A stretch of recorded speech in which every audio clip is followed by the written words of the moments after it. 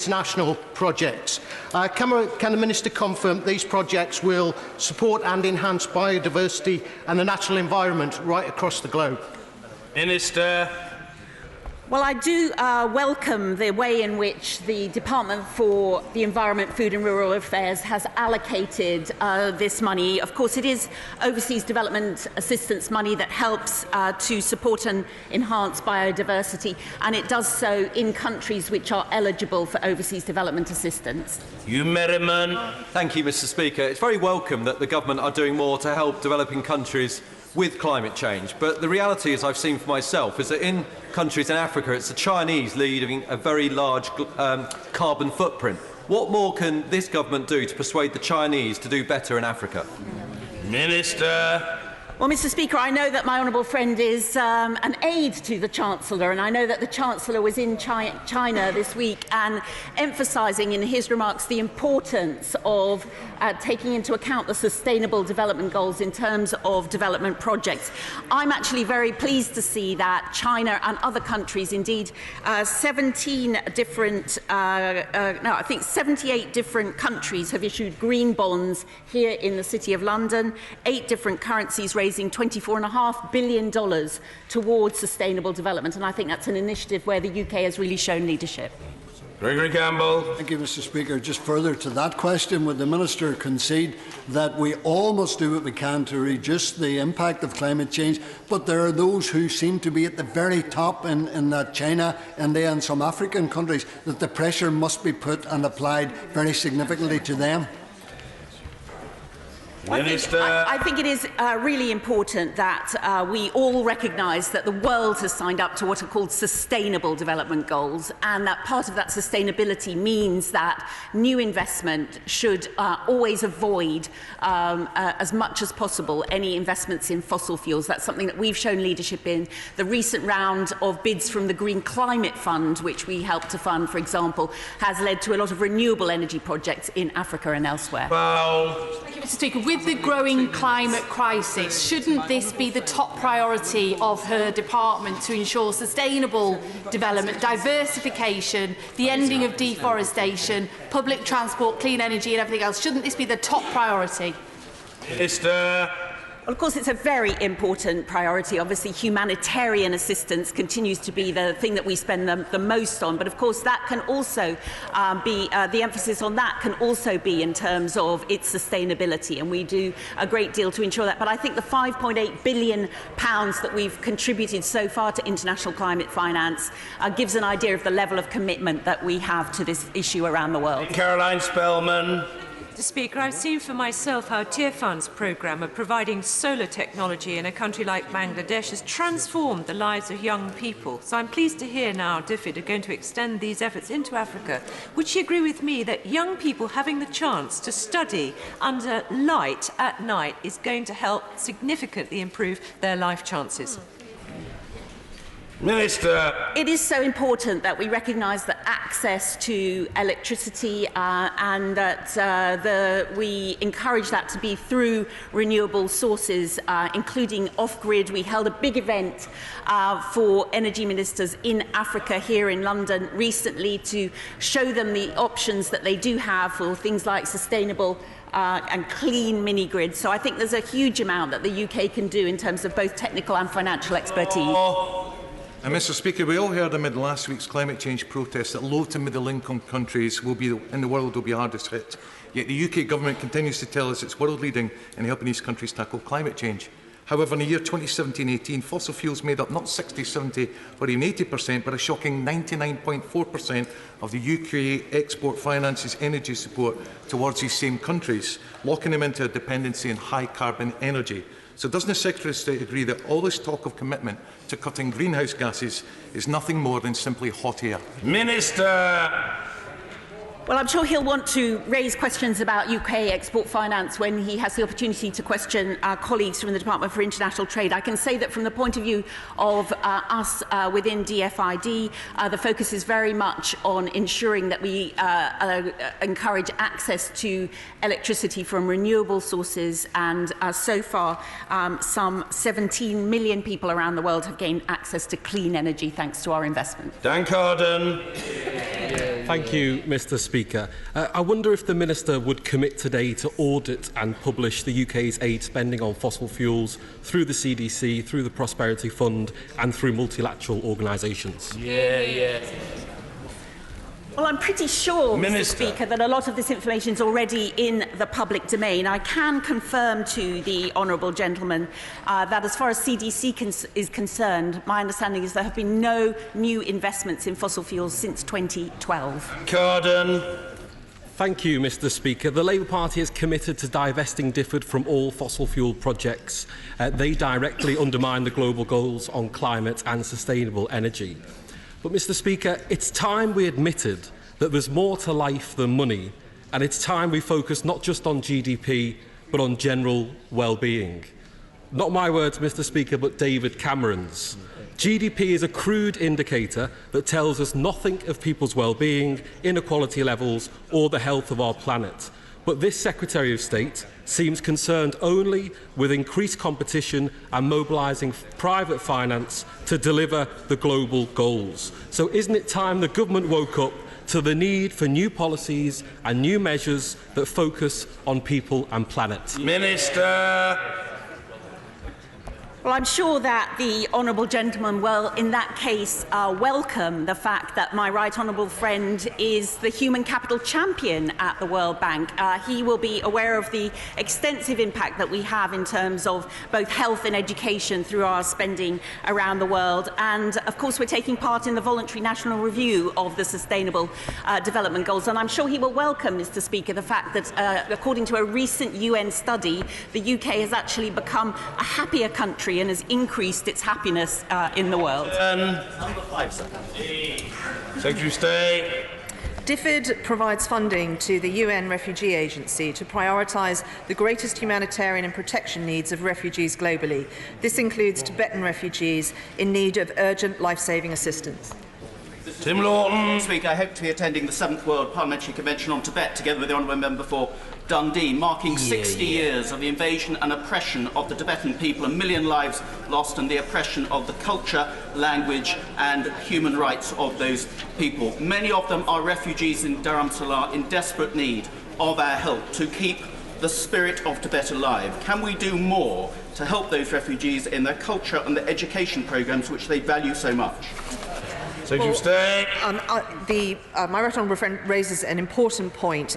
Clearly, Difford's funding is very much focused, yes, on education, but also on humanitarian assistance and support for refugees. But I will undertake to talk to my colleagues in both DCMS and the Foreign Office to see what more we can do to support culture and heritage for the Tibetan people. Kerry McCarthy.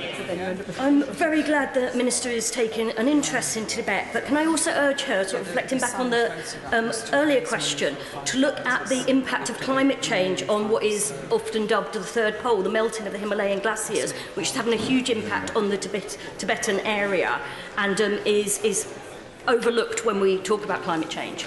Well, I think it's absolutely right that the Honourable Lady raises this. I personally think that the ways that Britain can contribute most to the 17 global goals, there are some that really stand out. Healthcare, climate change, partnerships being, I think, the key three. She is absolutely right. And she knows that the Prime Minister, who is the UN Secretary-General's climate resilience champion, is going to be doing much more on this in the forthcoming months.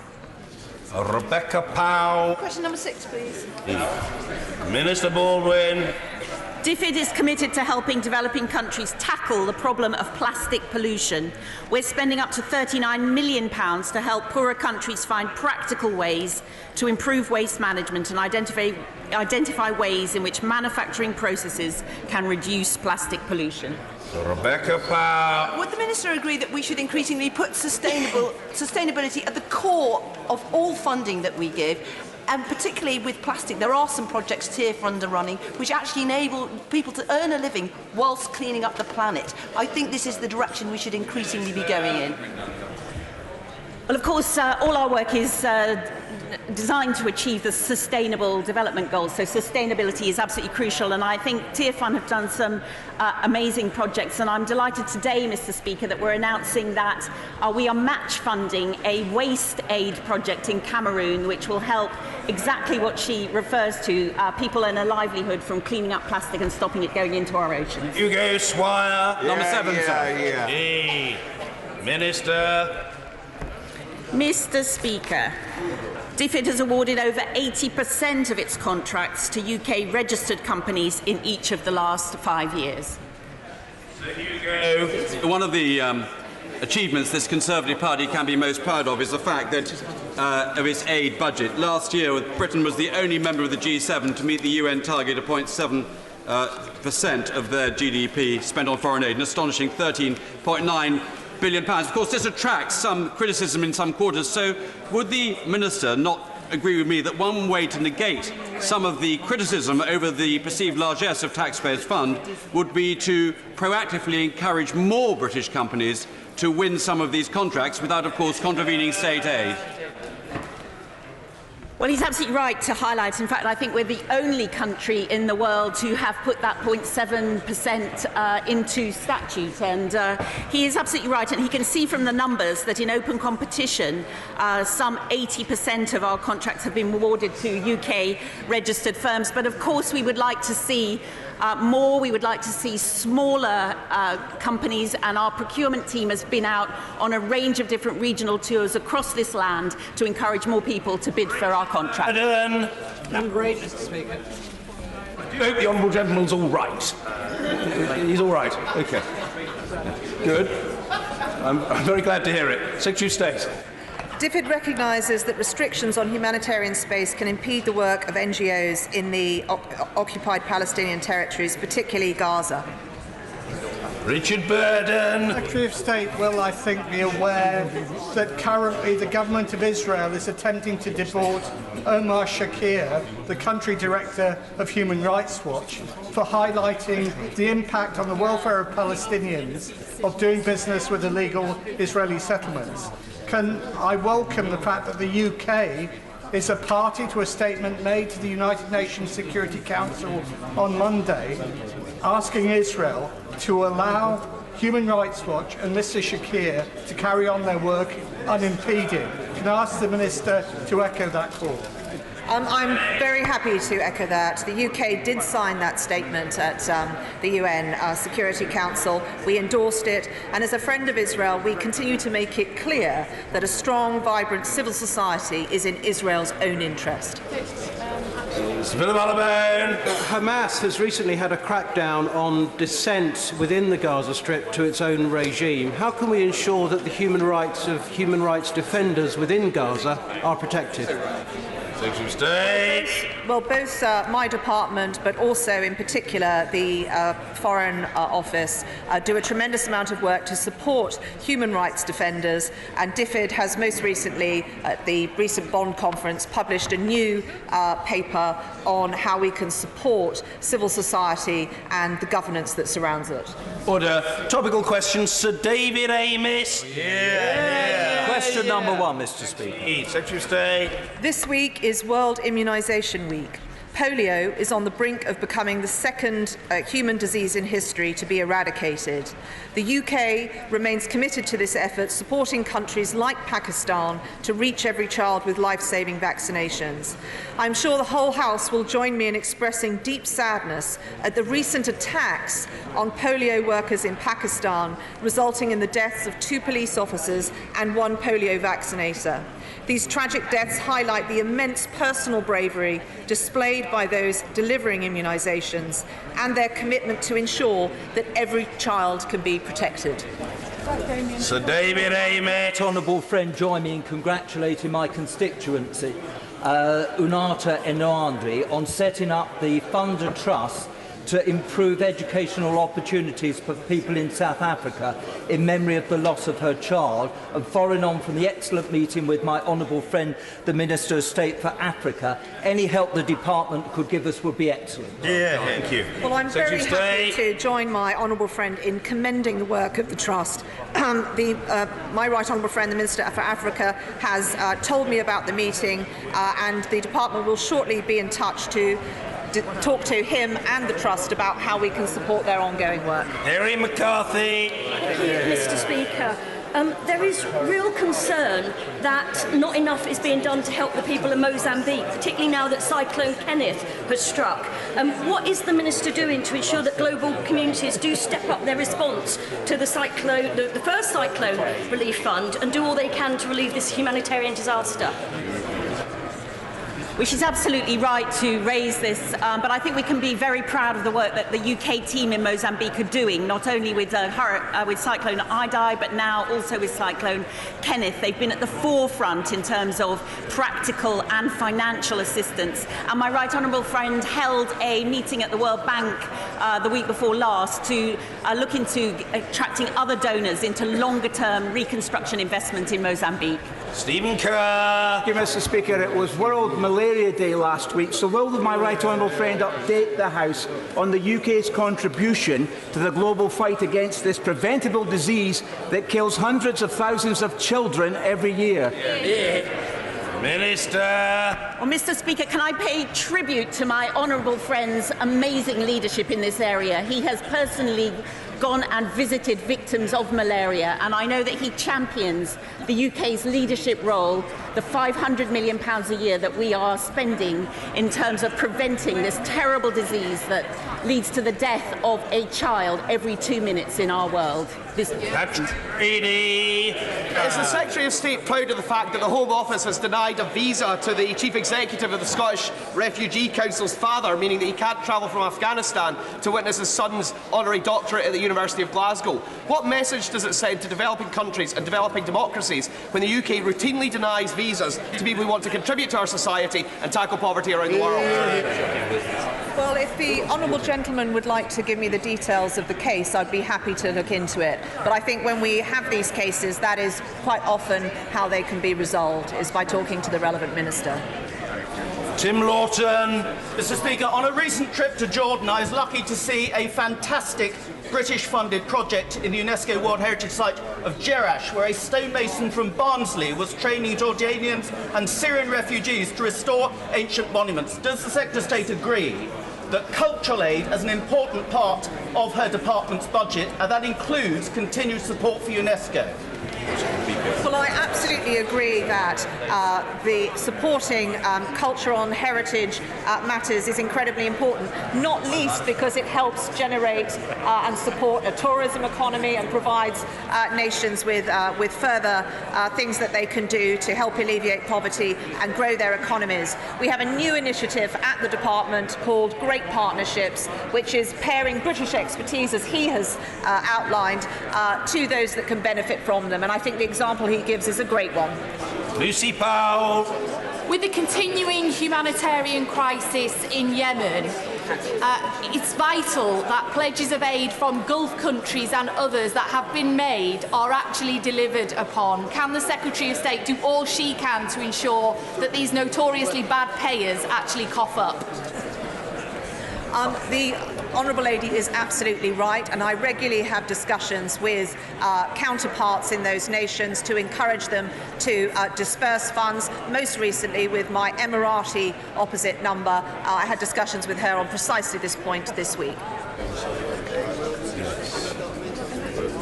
Scully. Thank you, Mr. Speaker. There are a large number of Israeli and Palestinian NGOs that pursue partisan and divisive agendas in the West Bank, with many exacerbating tensions for their own ends. Does my right honourable friend agree with me that those NGOs advocating for boycotts, divestment and sanctions against Israel, which the government has taken firm action about, should rightly be opposed?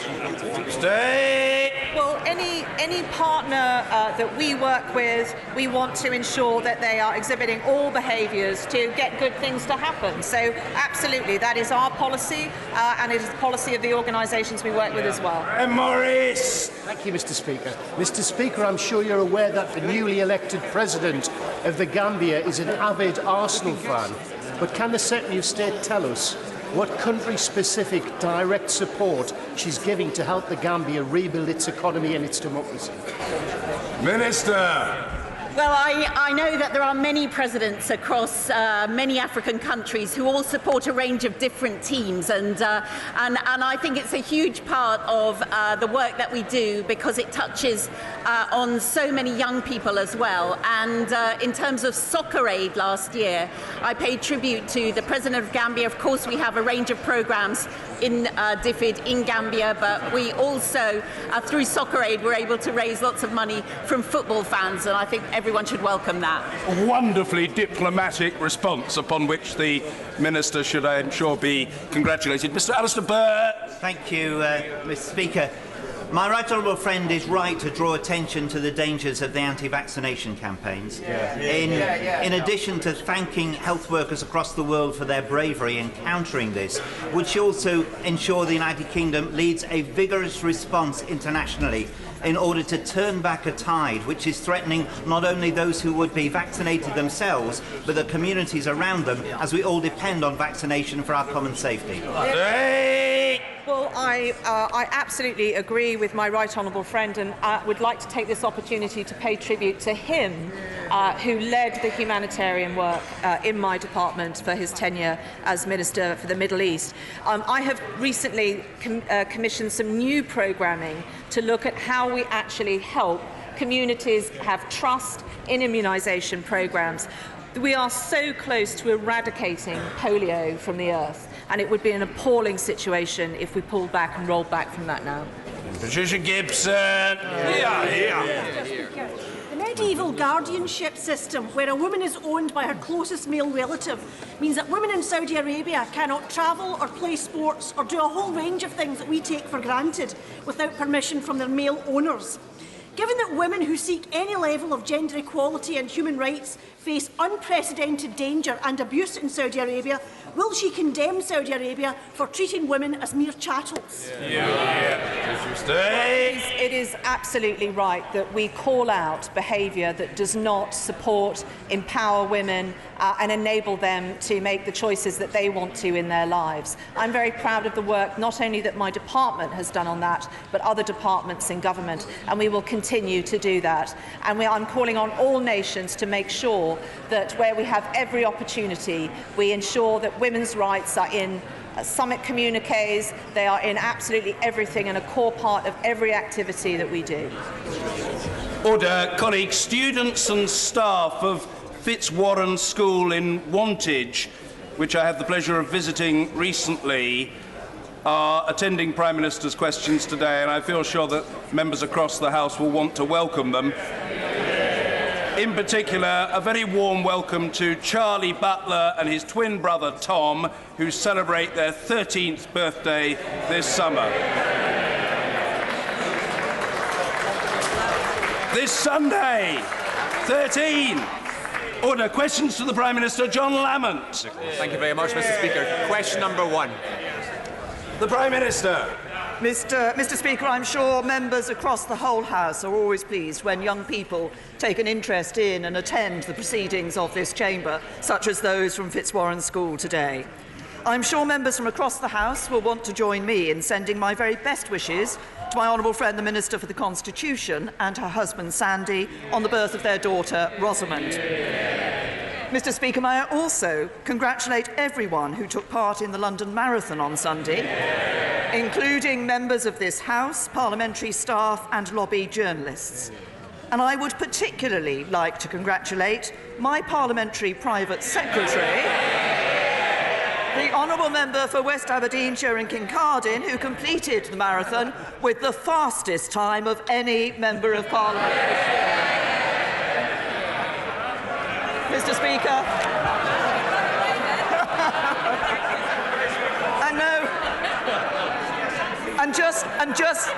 Just for those who are suggesting otherwise, no, I wasn't chasing him at the time.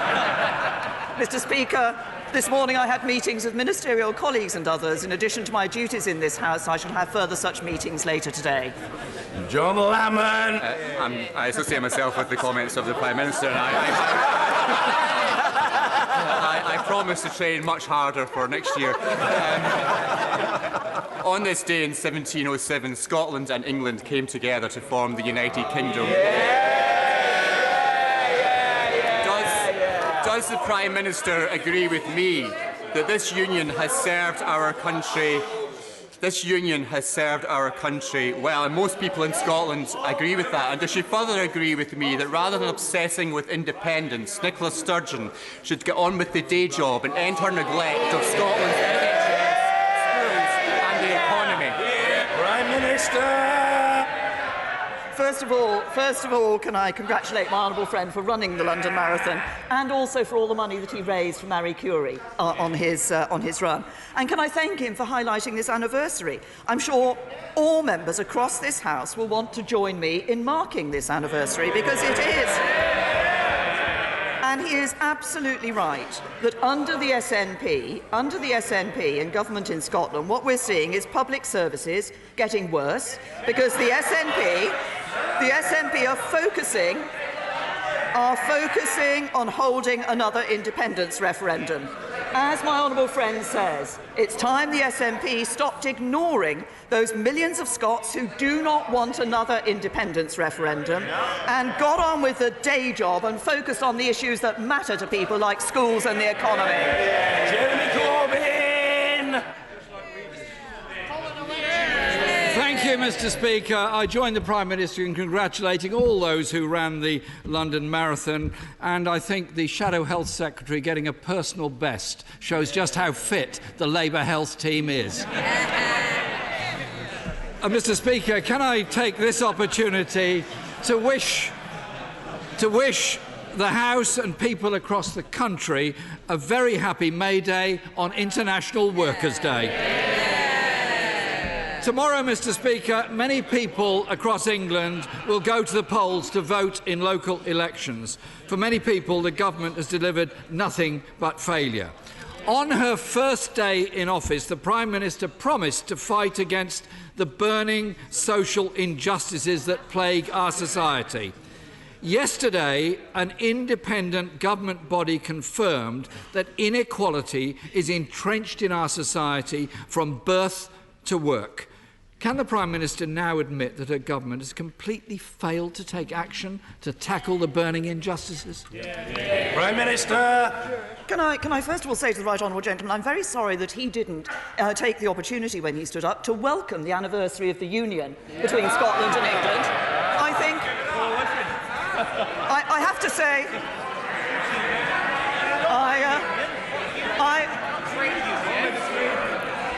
say I think it's the first time he hasn't welcomed or congratulated a union in this House. He asked the question about social mobility. And can I say to the right honourable gentleman, can I remind him of what Dame Martina said in the Social Mobility Commission, said yesterday in relation to this report? My sense is there is a real commitment in government to try to make a difference in this area. I want everyone to have the opportunity to reach their potential, whatever their background. And that's why we're improving education, we're helping to create higher paid jobs, we're boosting home ownership. But what would the Right Honourable Gentleman's Party offer young people? Failed policies, broken promises, and piles of debt, just a millstone around their neck. Jeremy Corbyn! Speaker, the reality is social mobility is going backwards and things are getting worse under this government. I'll give you an example. Life expectancy in Britain is falling for the first time since 1945. Where does the Prime Minister think this government has gone wrong? when we've reached the point where people now expect to live shorter lives than they did in the past? Prime Minister! Can I say to the right honourable gentleman that, first of all, that it is not the case that people are now expecting to live shorter lives than they have done in the future. It is the case. What we have been doing is ensuring that we were providing for people at every stage of their lives, and for young people, particularly today, ensuring that they have the opportunities to lead those full and healthy lives into the future. That's why all the actions we're taking across the board in ensuring there are jobs for people, ensuring those jobs are better paid, ensuring people have an encouragement to get into the workplace, and ensuring we provide for them through not just the welfare system but also our long-term plan for the National Health Service. At every stage of life, we are ensuring that we, as Conservatives, are improving people's lives, and in so many of those areas, the right honourable gentleman has done nothing but vote against the policies this Conservative government has produced. Speaker, life expectancy has fallen by 6 months. Infant mortality is rising and up. This month, we've also learnt that a record 1.6 million food parcels were given out last year alone. Under this government, things are getting worse.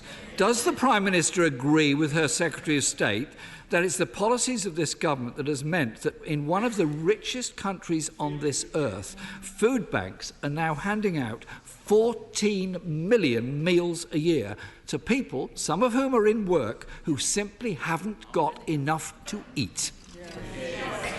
Minister!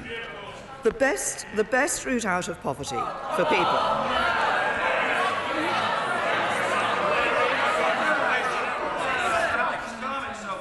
Early stage, the question has been put, and the answer from the Prime Minister must be heard. The Prime Minister. The best route out of poverty for people is to be in the workplace. We want to ensure that we are seeing more better paid jobs being created for people in this country, and that's what we're seeing under this government. We see record numbers of people in employment. We see wages rising for the real wages rising for the first time in a decade, and we see that this government is taking decisions that are helping people to keep more money in their pockets. Tax cuts for 32 million people, an increase in the national living wage, freezing fuel duty. All of these have been of major benefit to people. And what did the right honourable gentleman do? On fuel duty freezes, on tax cuts, he's voted against them over a dozen times. Jeremy Corbyn! Mr. Speaker, many of those people receiving food parcels, which has increased by 600,000 in 4 years, are actually people in work because of the low wages they're on, and indeed the frozen wages for many over the past 10 years. Even our own Secretary of State admitted that universal credit has caused people to rely on food banks. The number of older people now not getting the care they desperately need has risen to 1.4 million. Think of that, 1.4 million people in need of social care. Things are getting worse. Does the Prime Minister agree with Labour's plan to properly fund social care, or with her former deputy who wants to tax the over 50s and take away their benefits?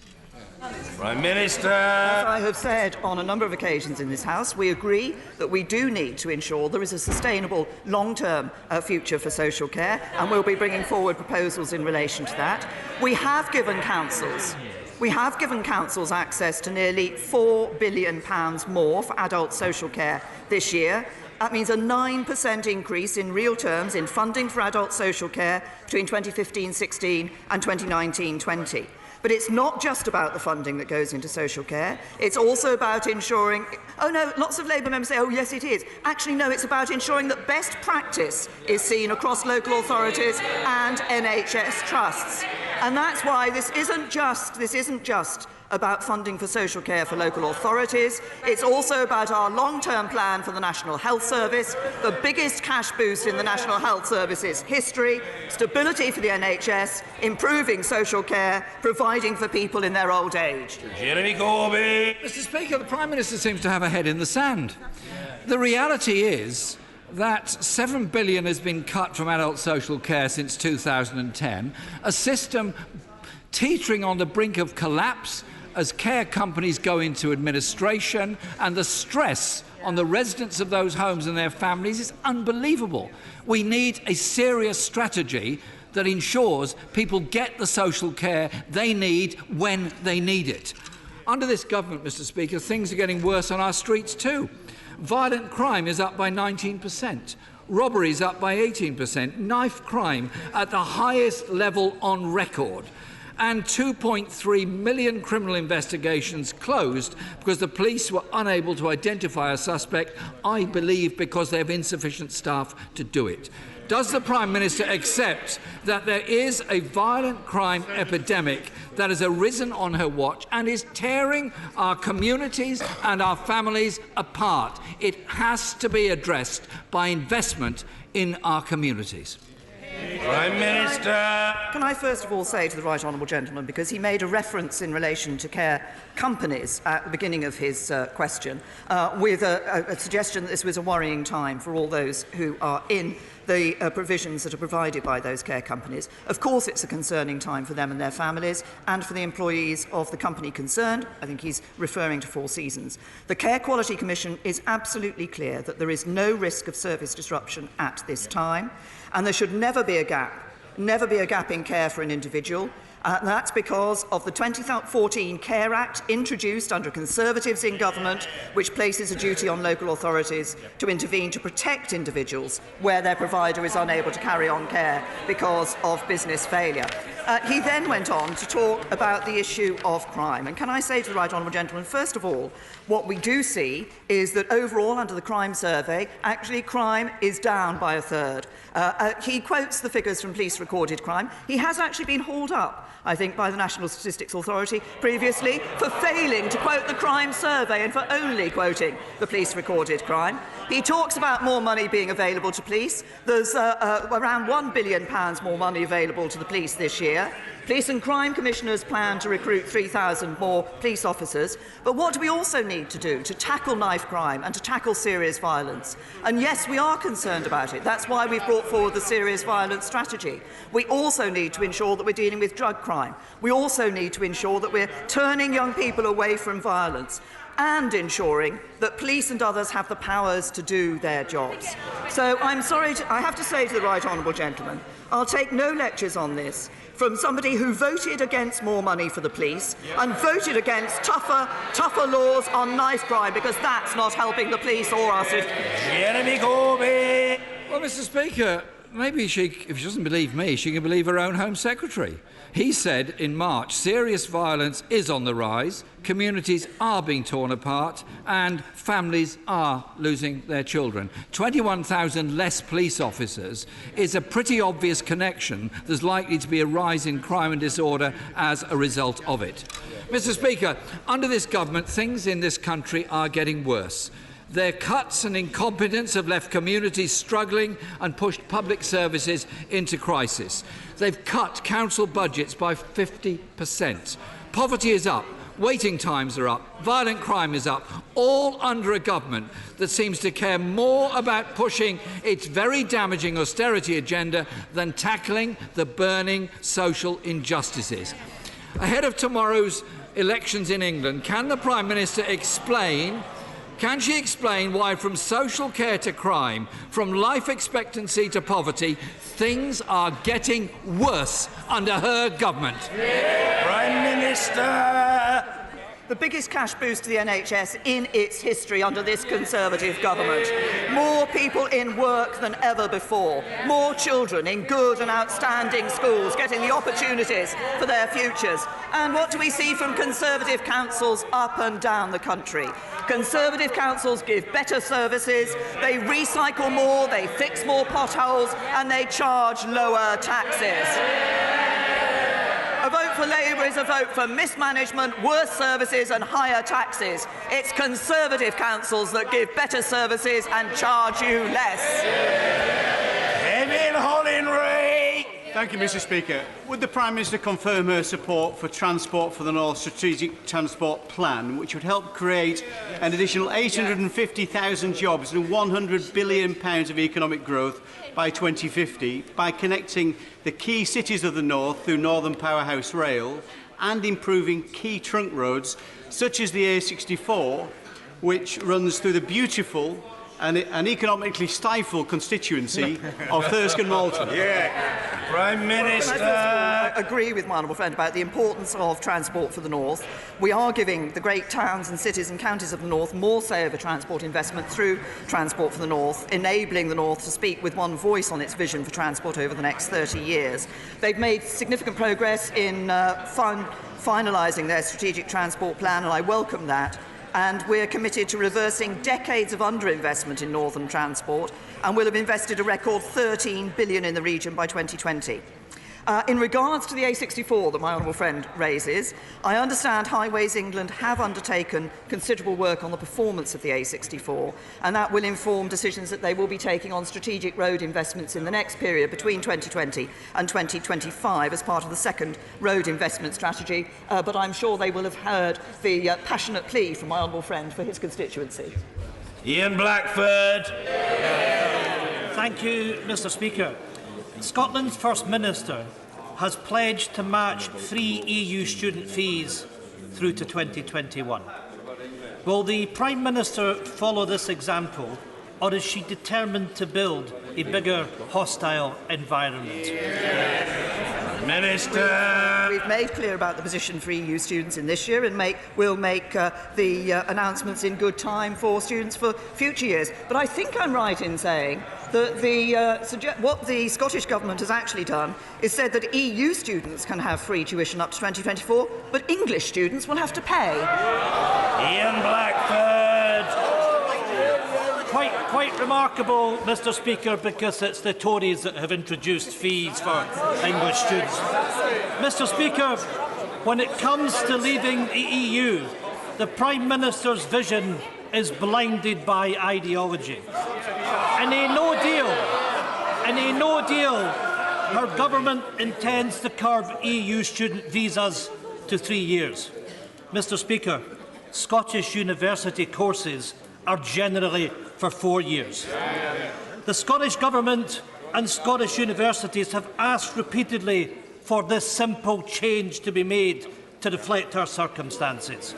Will the Prime Minister confirm today that her government will extend visas to 4 years to allow for Scottish university students, or will she once again completely ignore the wishes and the interest of Scotland, as she has done right through this whole shambolic Brexit process?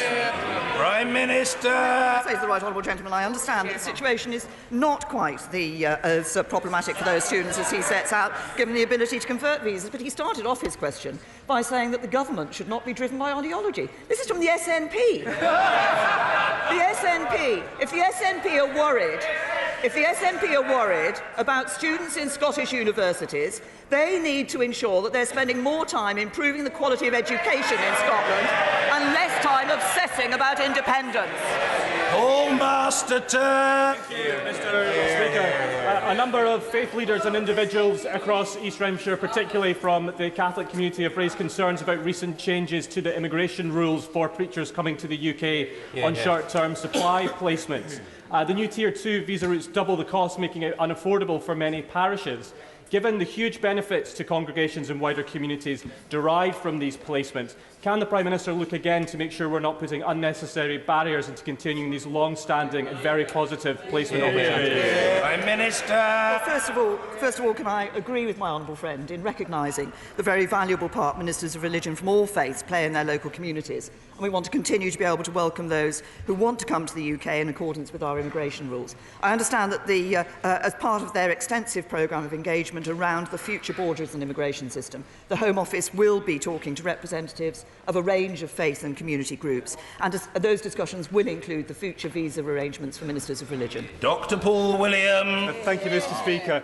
Mr. Speaker, last week in a public meeting in Stockton South, I heard a community fed up with rising levels of crime and antisocial behaviour. I heard about a lady in her 90s, terrified in her own home, and residents in another part of my constituency have taken to carrying out their own street patrols. Cleveland Police, my local force, has to contend with the 4th highest crime rate in the country, but has lost 500 officers due to cuts. My constituents have asked me to come here to ask her to look again at the funding needs of Cleveland Police. Would she do so? Prime Minister. First of all, congratulate the honourable gentleman, who I understand was another of the London Marathon runners on Sunday. We are making more money available to local police forces. As I say, around the country there are a number of police and crime commissioners who are recruiting more police officers. But the issue of dealing with crime and of dealing with that antisocial behaviour is not just about policing. It is about what we do, how we ensure that we turn young people away from that behaviour and away from violence. And that is about a wider range of activities. It's why I held, together with the Home Secretary and other Secretaries of State, the summit on serious violence and knife crime last month, bringing people from all organisations, from community organisations, from charities, as well as police forces and others together to ensure that we can tackle this as a whole of government and a whole of society issue. Charlie Elphick. Thank you, Mr. Speaker. In 2017, my constituent Rebecca Cruiser tragically took her own life. She had a whole life ahead of her, but she suffered from postnatal depression. Her son will now grow up never knowing his mother. And many mothers returning to work suffer mental health challenges while seeking to juggle the demands of work and parenting. Today is World Maternal Mental Health Day. Does the Prime Minister agree that we need to do more to support the mental health of parents and mothers returning to work? And will she back Rebecca's family's campaign for more specialist mother and baby mental health care units in Kent and across the country as a whole? Prime Minister. Well, can I first of all thank my honourable friend for raising a very important issue, and secondly send our condolences to the family of his constituent, particularly that young son who will be growing up without his mother. It is this issue of postnatal depression, that issue of people returning to work as well, and balancing those childcare and work responsibilities is an important one. We are looking at a new returners programme to help those who are returning into the workplace. I know my honourable friend, the Minister responsible for mental health, is also doing some very good work looking at this whole question of mental health provision, particularly for mothers with young babies. This is an area, it's right for my honourable friend to have raised it. It is one that government is looking at in a number of ways, and we will aim to ensure that nobody else suffers in the way that his constituent and her family did. Deirdre Brock. Mr. Speaker, the Prime Minister will not be surprised to learn I'd like her to finally spill the beans on Cambridge Analytica and Aggregate IQ visiting Downing Street. For more than a year now, I've been asking why these shadowy organisations were invited into the heart of her government, and she has been refusing to answer. When I write to her, a junior minister responds and says there's nothing to reveal, most recently saying no meetings took place. But I now have a written answer from the FCO saying ministers and officials had a series of meetings with Cambridge Analytica. Will the Prime Minister finally come clean? Which of her ministers, special advisers and officials have met AIQ or Cambridge Analytica? Where and when did those meetings take place? And what was the purpose of them? Prime Minister. Honourable lady, she has consistently stood up and asked me about meetings that took place in Number 10, and she has had answers about meetings that took place in Number 10. My honourable friend, the Minister for the Constitution, has written to the honourable lady about this. We routinely publish information about ministers and senior officials' meetings with external organisation. Correct information has been published in the transparency returns for my meetings. But the honourable lady might also like to know that actually the UK government does publish far more transparency data than the Scottish government. David T.C. David. Mr. Speaker, I have told the Financial Conduct Authority that one of the companies on their approved register owes millions of pounds, including money to the FCA itself. In light of the collapse of another FCA-approved company a few weeks ago, leaving thousands without their life savings, will she find out what exactly the Financial Conduct Authority actually do to regulate the companies on their approved register? Prime Minister. Can I say to my honourable friend, I'm sure he raises obviously an important issue, and I'm very happy to write to him with more detail in relation to the actions that take place by the Financial Conduct Authority as they look at those companies on their approved list. And I think perhaps it would be more helpful for him if I was able to give him a more detailed reply in writing. Marion Fellow. Thank you, Mr. Speaker, and may I be lucky enough to be one of the 27% who get their question answered by this Prime Minister. Mr. Speaker, payday loans disproportionately affect the vulnerable, and the Motherwell postcode has the largest payday loans per head in Scotland. As this government's universal credit system is forcing people to turn to these high-interest lenders, will the Prime Minister halt the rollout of universal credit and take action on these vultures in these companies who prey on the most desperate in our society? Well, can I say to Minister that the issue of universal credit, this government has changed the way universal credit operates as we have been rolling it out. We have ensured that somebody moving onto universal credit can get 100% advance payment where that is necessary for them. But could I also remind the Honourable Lady that the Scottish Government actually now has extra powers in relation to welfare, which so far they have been reluctant to use. Ed Vasey. Mr. Speaker, may I thank you for asking Fitzwarren School from my constituency to Parliament today. It's an excellent school with excellent pupils and outstanding teachers. Will the Prime Minister join with me in congratulating the Education Secretary for allocating £6 billion to high-needs schools, an increase of £142 million on the year before? And will she continue to relentlessly focus on the needs of schools like these, particularly in rural areas, and the need for more sixth form places in high-needs schools? Well, can I join my honourable friend in congratulating the Education Secretary for the action that he is taking, for the attention he is giving in ensuring that that funding is available to across the school sector, but also ensuring that those schools where there are particular needs are able to be supported and supported properly, and recognising, as we have done, the particular needs of schools in rural areas. Mr. Jim Cunningham. Very much, Mr. Speaker. During the general election, the Prime Minister gave a manifesto commitment to retain free TV licences and bus passes. Does she still stand by that? No.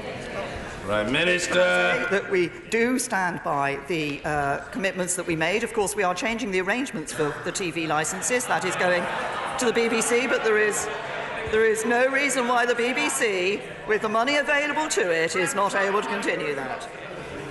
Dame Cheryl Gillan. Will the Prime Minister welcome the first ever training session being held in the House of Commons today on understanding autism, for which 59 colleagues have signed up, Mr. Speaker? Each of us has around 1,000 people in our constituency that are on the autistic spectrum, and therefore it is vital that members of Parliament understand what life can be like for people with autism, and that they can provide their constituents with even better services with that understanding. Yes. Well, can I thank my Prime Minister for raising this? She has raised this issue with me in the past when I think I welcomed the suggestion for having these courses available to members of Parliament. I think it's very important. I congratulate those 59 members who've signed up for the course today. It is important that we're all able to provide that support and understand rather better for those who come to our surgeries and who we meet in our constituencies the challenges that they face. Mr. Stephen Hepburn. Will the Prime Minister commit herself here and now to fly the flag and to build the 3 Royal Navy supply ships in British yards, including the Tyne, by reversing an unpatriotic decision to put this out to international tender? Prime Minister. I say to the honourable gentleman, as he knows, actually we've taken shipbuilding in the United Kingdom incredibly seriously by publishing a shipbuilding strategy which is aimed to ensure that we can enhance the capabilities of shipbuilding yards around the country. Individual decisions are taken in relation to Royal Navy ships, but what's important is that we have an overall strategy that is encouraging shipbuilding around the country. Pauline Latham. Woodcock started the Dying to Work campaign to create safety for people who've given a terminal diagnosis in their place of work. This week, we reached over 1 million employees who are covered by the voluntary charter. Isn't it time now that the government took this on and closed that anomaly in the law? Can I first of all thank my honourable friend for raising this issue and for championing this campaign, and I know that she's met ministers to discuss this, and I think we all agree that it is important that a terminally ill person should not have worries about their job, and that's why the Dying to Work Charter is so important and such a good example of supporting terminally ill workers, and I'm very pleased to hear that it has now reached the million mark in terms of the number of employees. Employers are making commitments to their employees by signing that charter, and that they will not be dismissed, and their families' financial security will not be put at risk. I will ask a minister to write to her about the aspect of the Disabilities Act and introducing, looking at this in relation to legislation. Theresa Pearce. Thank you, Mr. Speaker. In March 2014, my constituent, Jadvinder Singh Bogle, went on holiday to Dubai and never came home. He was arrested, made to sign a confession in Arabic, convicted of possession of cocaine despite no drugs being found on him and no evidence of drugs, and is serving 25 years in a Dubai jail. We applied under the prisoner transfer agreement for him to serve his sentence in the UK so his elderly, frail mother could see her only son. This was refused, as it appears all other applications have been refused since the PTA was signed by the UAE in 2013. So I asked the Prime Minister, is that PTA agreement worth the paper it's written on? Prime Minister. Can I say to the Honourable Lady, obviously I recognise her concern about the case that she has raised. I will ask ministers in the Ministry of Justice and the Foreign Office to look at this issue and to come back to her on the particular case that she has raised. We do expect, when we have these PTAs signed, that we are able to ensure that they act, that they do the job that they are intended to do in enabling those prisoner transfers. But I'll ask that the relevant minister writes to her on this specific case that she's raised. Tom Tugendhat. Thank you, Mr. Speaker. Mr. Speaker, apart from an extraordinary leak, which I won't go into, the decision that has been discussed in many parts of the world at the moment is the possibility that we will be nesting a dragon in the critical national infrastructure of the UK by allowing Huawei to build the cyber network that will power 5G. This decision is frankly extraordinary, given the advice of the National Security Agency of the United States and the Australian Signals Directorate. Could the Prime Minister perhaps explain why she feels ignoring two of our closest intelligence allies and putting in danger a 70-year intelligence-sharing relationship that has underpinned the security of the UK is worth it for Chinese commercial gain? Prime Minister. My honourable friend, that we are committed to taking decisions supported by a hard-headed, technically informed assessment of the risk. We do discuss very closely with our allies security issues. We have put in place a review of the 5G supply chain to ensure that we have a secure and resilient rollout of 5G, and the decisions of that review will be announced in due course. The priorities that we have in relation to the future of telecommunications are stronger cybersecurity practices, greater resilience in telecoms networks, and diversity in the market, and that drives our thinking. Sir Mark Hendrick. Mr. Speaker, 3 weeks ago in this chamber, I informed the Prime Minister that nearly 8,000 children in Preston are living in poverty, a significant part of which is due to the rollout of universal credit last year. In her response, the Prime Minister used the hackneyed phrase that families where both parents are in work are 5 times less likely to be in poverty. That isn't an answer, Mr. Speaker, it's a misleading statistic. Both parents working isn't a guarantee that they won't be living in poverty because of low pay. What if only one parent is working? Or what if it is a one-parent family? She knows that universal credit is not working for thousands of people in my constituency and millions of people up and down the country. I believe the truth is, Mr. Speaker, she doesn't care. Prime Minister. To the honourable gentleman, that the reference I made to the children, the impact of children living in a household where both parents are working on poverty is a correct one. That is a fact. What is also the case is that there are more people now receiving the full benefit to which they're entitled as a result of universal credit being introduced. We see disabled people in the household actually having access to more funding as a result of universal credit. And universal credit is ensuring that people not only get encouraged into the workplace, but when they're in the workplace, they're able to keep more of the money that they earn. This is in direct contrast to a legacy system from Labour that meant that over 1 million people, 1.4 million people, were left on benefits for nearly a decade. Johnny Mercer. Thank you very much, Mr. Speaker. On the way up here this week, I received a telephone call from Dennis Hutchins. Dennis is 77 years old.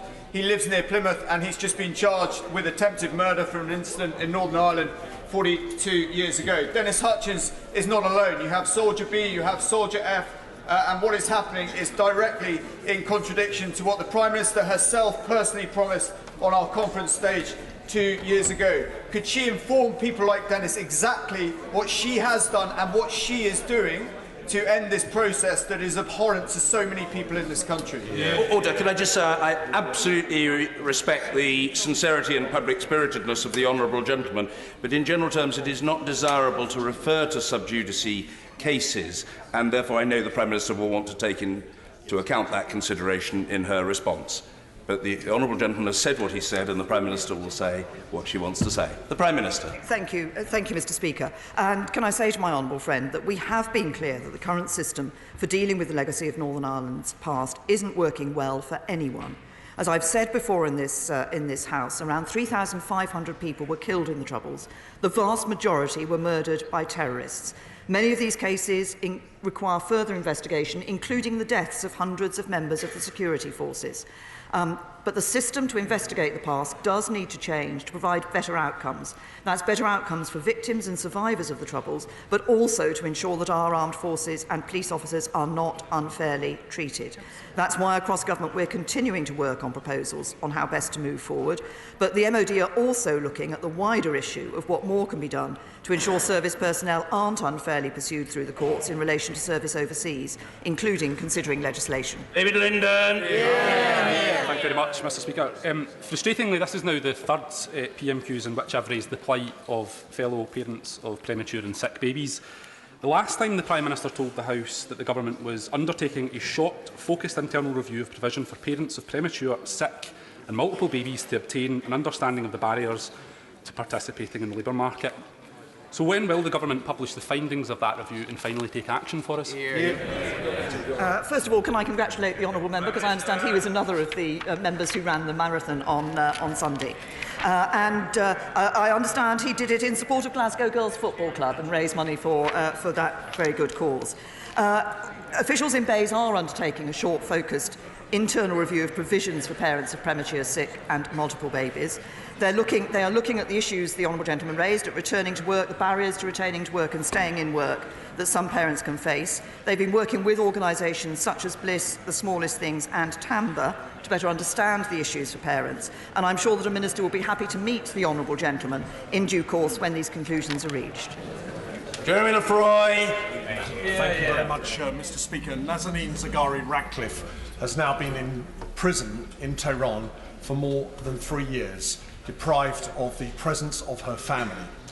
Would the Prime Minister join with me in assuring her and all those who are unjustly imprisoned overseas, as the honourable member mentioned earlier, that they are not forgotten in this House? And would she update the House on what measures are being taken to ensure that Nazanin can come home as soon as possible, and in the meantime get the medical treatment she so desperately needs?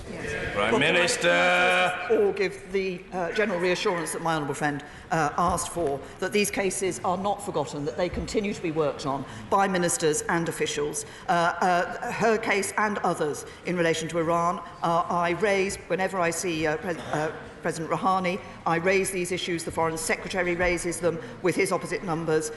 We are constantly raising these issues, but we are also ensuring that in terms of our presence in Iran, that they are working with the Iranian authorities as far as possible to ensure that the necessary medical assistance is provided to Nazanin, and indeed that others are supported in the way that they need to be. But I can assure my honourable friend that these cases are not forgotten. We continue to work on them and continue to raise them regularly with the Iranian authorities. Liz McInnes.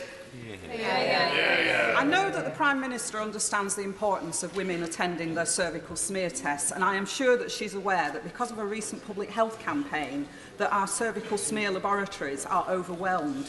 So I wonder if she would care to comment on the recent tendering process for cytology services in England, which will see the number of laboratories reduced from 46 to 9. Wow. Can I say to the honourable lady that the question is what capability will be there, what capacity will be there for the cases to be properly dealt with. And the Department for Health and Social Care and those who are undertaking this are well aware of the requirement in terms of numbers. Like her, I welcome the fact that there has been that public health campaign on cervical smears. I think this is very important. I want to see more women actually going to have those smears because that is something that can save their lives. Maggie through. Mr. Speaker.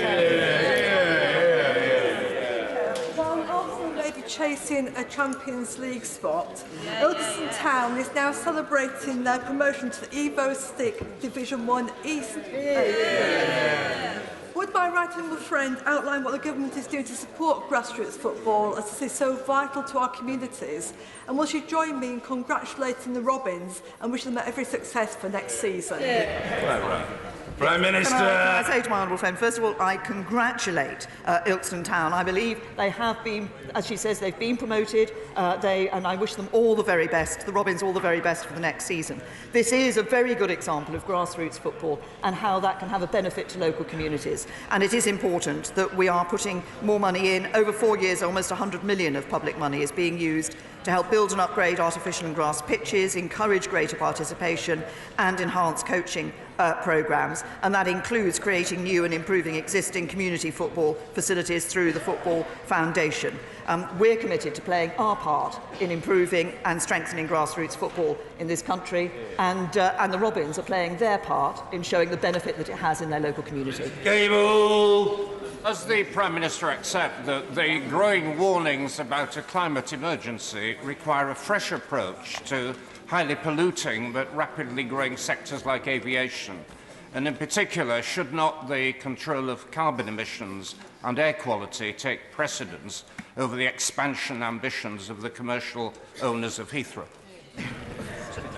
Prime Minister. To the right honourable gentleman. Of course, we take the issues around emissions and around climate change generally incredibly seriously. We have consistently said that climate change is one of the greatest challenges that the world is facing. That's why I'm proud of the record that this government has in dealing with climate change, in seeing that we have, since 2010, been decarbonising our economy faster than any other G20 economy. We're at the leading edge of industrialised nations in dealing with these issues, and we will continue to do so. Mr. David Amis. My right honourable friend join me in congratulating the Music Man project for people with learning difficulties for their triumphant performance at the Albert Hall with the news that they will now go to Broadway, and I'm glad that a number of colleagues were present there. So isn't this yet another reason why Southend should become a city? Prime Minister. First of all, I'm very happy to join my honourable friend in congratulating the performance of the Music Man project and wishing them all the best on their trip to Broadway. Opportunities like this are very important for musicians with disabilities, and they are, I think, they are paving the way in showing the excellent work that can be done and the enjoyment and excitement that those musicians can get through those performances. And can I say to my honourable friend, I don't think he's asked me a single question in this House which hasn't asked about Southend becoming a city, so I welcome. I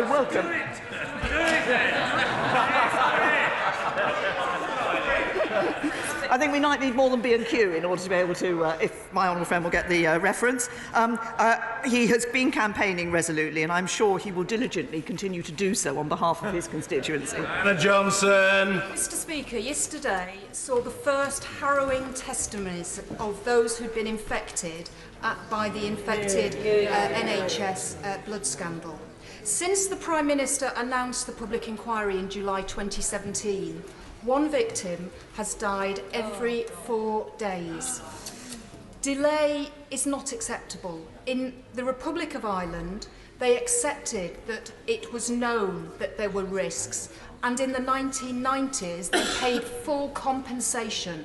Why can we not do the same in the United Kingdom? Prime Minister. Can I commend the honourable lady for the work that she has done with others in this House to ensure that that inquiry is taking place. It is, of course, an independent inquiry. We are ensuring that the inquiry is provided with all the resources that it needs, that the chairman of the inquiry requires and identifies as being needed for that inquiry.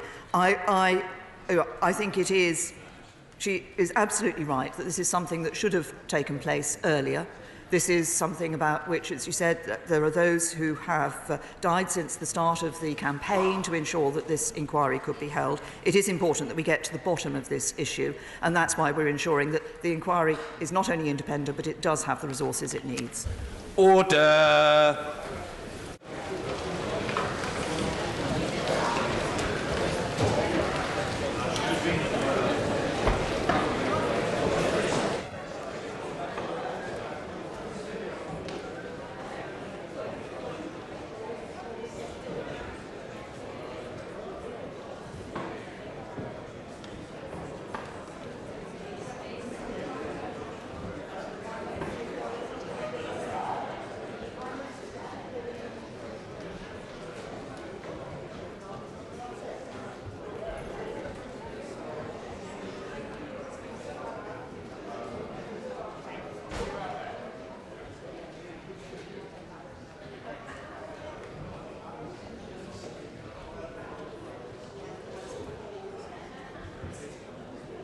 Order. Statement. The Secretary of State for Business,